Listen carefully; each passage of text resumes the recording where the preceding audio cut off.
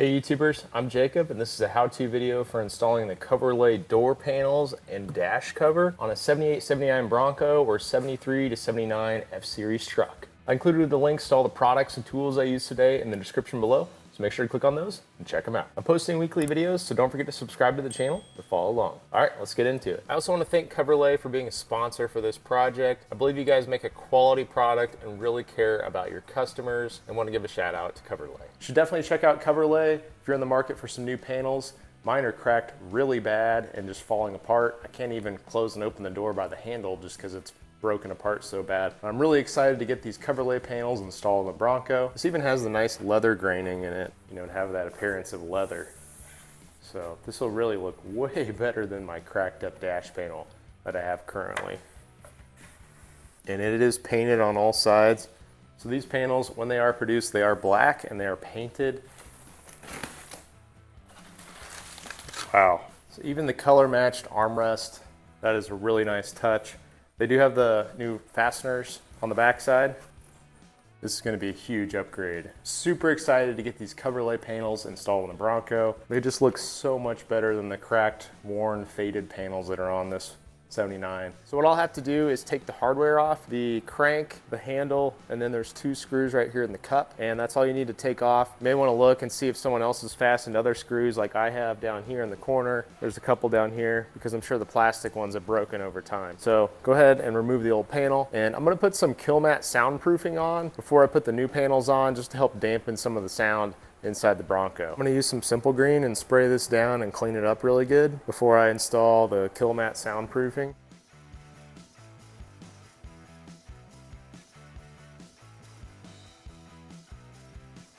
I like to use trace paper, and I'll lay it out and then figure out how I can cut this to shape and apply it, you know, in these areas. Probably maybe 2 pieces, maybe 3, we'll see.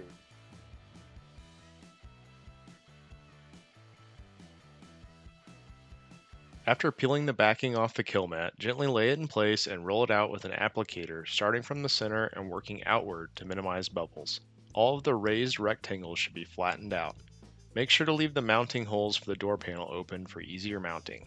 I'm also installing Silis thermal insulation over the Killmat for a better R value than the old mineral wool insulation. So last night I finished up doing the soundproofing and I added some Silis thermal insulation to both door panels. Did a full sheet cover pretty much, just cut out for the handle and the window mechanism before installing the new Coverlay panels. Because I noticed on the back of the Coverlay panels they don't include insulation, and I don't want to use the old mineral wool that's on the back of the old door panels. So I've used this stuff up along the firewall. It's really good replacement, soundproofing and thermal insulation.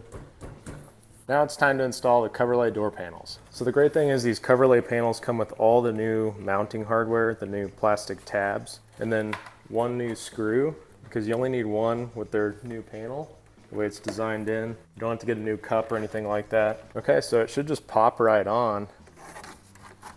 Just line them up.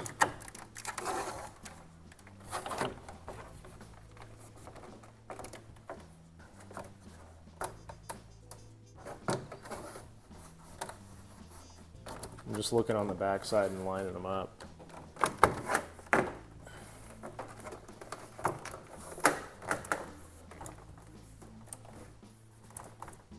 Now one screw in the door cup.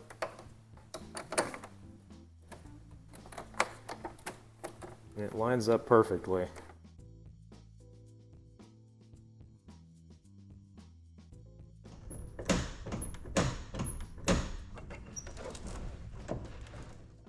For the second door panel, I tilted the panel and started with the lower fasteners and worked my way up the door as I tilted the panel towards the door. I found this method a little bit easier for lining up all the plastic fasteners.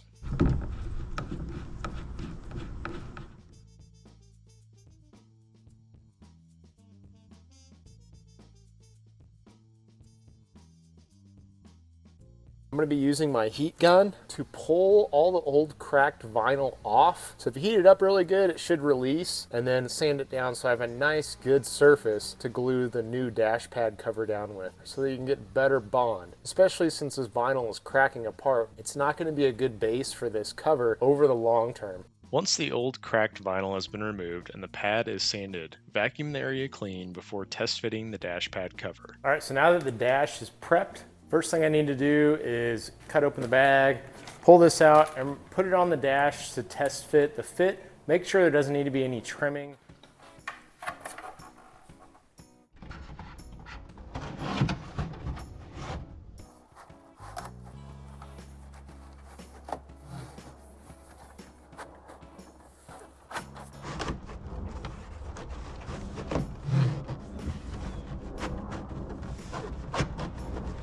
So this foam is the only part that I'll need to trim. It kind of hangs down here even when I push it down.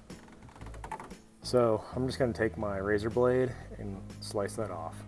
All right, so here it is all trimmed up. You won't even be able to see it. Plus the bezel comes up into this area, but now you won't see the foam at all. It's finally time to install the Coverlay dash cover. Before doing it, I'm going to clean it up with an ammonia-based cleaner like Windex, which will help clean the surface off really good and prep it for the silicone. Probably no reason to clean that foam dash because I think it would just soak right through it. So after I clean this off, I'm going to apply the silicone RTV that's provided with the kit. They provide you with one tube. You need to make sure that you get this underside on the short edge first. It's the most difficult side to get, and that way you're not getting RTV on your hand while you're running the bead down this back side. So I would start on the inside here and run this bead like basically right in the middle of this. So just run that bead along here. It's gonna go up and around here, all the way down, and then on this top side edge here, I am gonna put a little bit extra in these outside corners just because it's a little harder for those areas to mold around the dash. Now, it's recommended to let the RTV set up for about 8 hours before you take this off. I'm gonna wait 24 hours just to make sure it really holds well and sets up. Let's go ahead and get the RTV on and get it installed.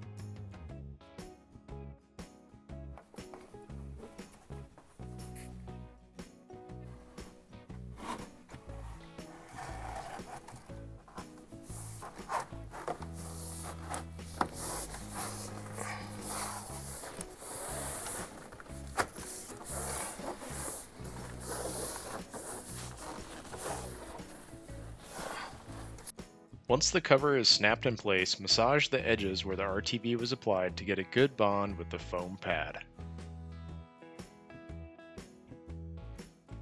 Be very careful when applying the painter's tape and don't apply it to the painted dash where it will be visible after install. You run the risk of pulling the aged paint when removing the tape.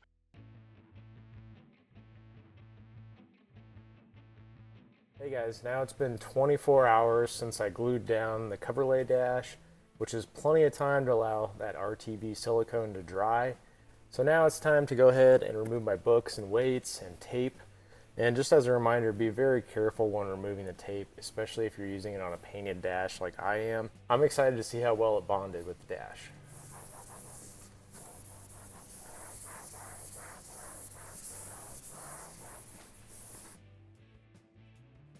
Now I need to paint my dash.